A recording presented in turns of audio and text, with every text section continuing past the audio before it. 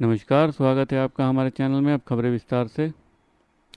NEET paper leak मामले में CBI जांच जारी है। रविवार को भी सीबीआई ने पटना के बेऊर जेल पहुंचकर आरोपियों से पूछताछ की। इस दौरान 13 आरोपियों से जेल में तकरीबन 3 घंटे तक पूछताछ की गई है। लगातार दूसरे दिन बेऊर जेल में बंद आरोपियों से पूछताछ की गई। इसके अलावा सीबीआई ने रिमांड पर लिए गए आरोपियों से भी पूछताछ जारी रखी। सीबीआई ने ओएसएस स्कूल के प्रिंसिपल एहसानुल हक और वाइस प्रिंसिपल इम्तियाज आलम के साथ दैनिक अखबार के पत्रकार को बैठका कर पूछताछ की है। वो सही सीबीआई अफसरों ने चिंटू, मुकेश, मनीष और मुकेश के अलग अलग बयान के बाद रविवार को आमने सामने बैठकर क्रॉस क्वेश्चनिंग भी की। सामने आया कि इस तरह उनके बयानों में कोई तरह का विरोधाभास भी मिला है। सीबीआई ने एहसानुल हक के बैंक डिटेल्स को भी खंगाला है। हजारीबाग से लाए गए तीनों आरोपियों के कॉल डिटेल्स भी निकाले गए। असल में आरोपियों की रिमांड अवधि 4 जुलाई को खत्म हो रही है। शुरुआती पूछताछ के बाद आरोपियों को सीबीआई दिल्ली भी ले जा सकती है। पेपर लीक के सरगना संजीव मुखिया की गिरफ्तारी के लिए सीबीआई की कई दूसरी टीमों काम कर रही हैं। दिल्ली एयरपोर्ट पर हुए हादसे के बाद केंद्र सरकार लगातार एक्शन में है। फिर से एयरपोर्ट पर इस तरह की कोई घटना ना हो सके, इसके लिए सरकार लगातार अधिकारियों संग बैठ कर रही है। रविवार को केंद्रीय नागरिक उड्डयन मंत्री राम मोहन नायडू एक बार फिर इंदिरा गांधी अंतर्राष्ट्रीय हवाई अड्डे पर पहुंचे और उन्होंने हवाई अड्डे परिचालन नियंत्रण केंद्र एओसीसी के निरीक्षण किया। केंद्रीय मंत्री ने टर्मिनल 1, टर्मिनल 2 और टर्मिनल 3 से संचालित होने वाली उड़ानों के संचालन के बारे में जानकारी ली।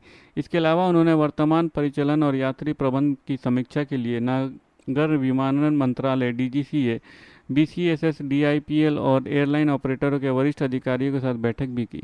नगर विमान मंत्रालय यानी डीजीसीए ने वॉर रूम का सक्रिय होने की पुष्टि की है, जो दिल्ली इंटरनेशनल एयरपोर्ट लिमिटेड और एयरलाइंस के बीच कोऑर्डिनेशन का काम करता है।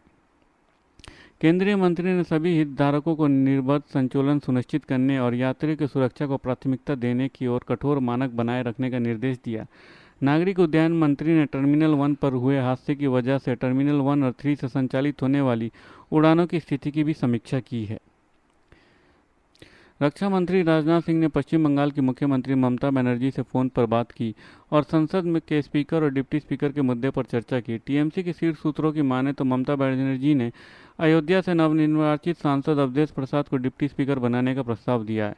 डिप्टी स्पीकर का पद विपक्ष के दोनों की परंपरा रही है, लेकिन माना जा रहा है कि अवधेश प्रसाद बीजेपी सरकार के लिए एक कठिन प्रस्ताव है, क्योंकि सपा सांसद ने अयोध्या से जीत हासिल की है। ममता ने एक और गैर कांग्रेसी विपक्षी उम्मीदवार का प्रस्ताव रखा है, जबकि कांग्रेस डिप्टी स्पीकर का पद चाहती थी। विपक्षी इंडिया ब्लॉक डिप्टी स्पीकर की मांग पर अड़ा है, लेकिन एनडीए सरकार डिप्टी स्पीकर का पद बगैर चुनाव के विपक्ष को देना नहीं चाहती। यही वजह है कि विपक्ष ने स्पीकर चुनाव में अपना उम्मीदवार उतारा था। कांग्रेस के राज्यसभा सांसद प्रमोद तिवारी ने कहा है कि हमारा विरोध प्रतीकात्मक और लोकतांत्रिक था, क्योंकि वो एनडीए हमें डिप्टी स्पीकर का पद नहीं दे रही थी। झारखंड मुक्ति मोर्चा के सांसद महुआ माझी ने भी कहा है कि सरकार डिप्टी स्पीकर का पद देने पर राजी हो जाती तो स्पीकर के लिए चुनाव नहीं करना पड़ता। उत्तराखंड में मानसून ने दस्तक दे दी है। इसके बाद पूरे प्रदेश में गर्मी से लोगों को राहत मिली। वहीं दूसरी तरफ मानसून की पहली ही बारिश ने अपना कहर भी दिखा दिया।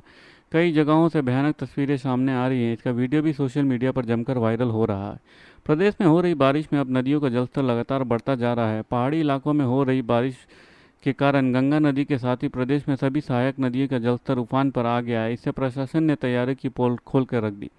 हरिद्वार में शनिवार को हुई मानसून की पहली बारिश में गाड़ियां तिनके की तरफ पानी में बहने लगी। हरिद्वार के उत्तरी इलाकों में भारी बारिश से सड़कों पर जलभराव हो गया। लोगों के घरों में पानी घुस गया, साथ ही बाहर खड़ी कारें गंगा में बह गई। हरिद्वार के खड़खड़ी शमशान घाट के पास सूखी नदी में बारिश का पानी आने से कई कारें गंगा नदी में तिनके की तरह बह गई। गंगा में तैरती कारों को देखकर यहाँ के लोगों की भारी भीड़ जमा हो गई।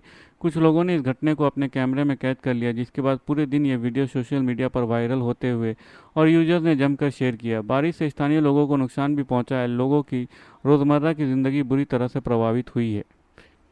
धन्यवाद। खबरें समाप्त हुई। अगर आपको हमारे वीडियो के कंटेंट पसंद आ रहे हैं तो इसे लाइक और सब्सक्राइब जरूर कीजिए। अपने परिवार और दोस्तों में शेयर कीजिए और अपने सुझाव कमेंट बॉक्स में पोस्ट करना ना भूलें। धन्यवाद। आपका दिन शुभ हो।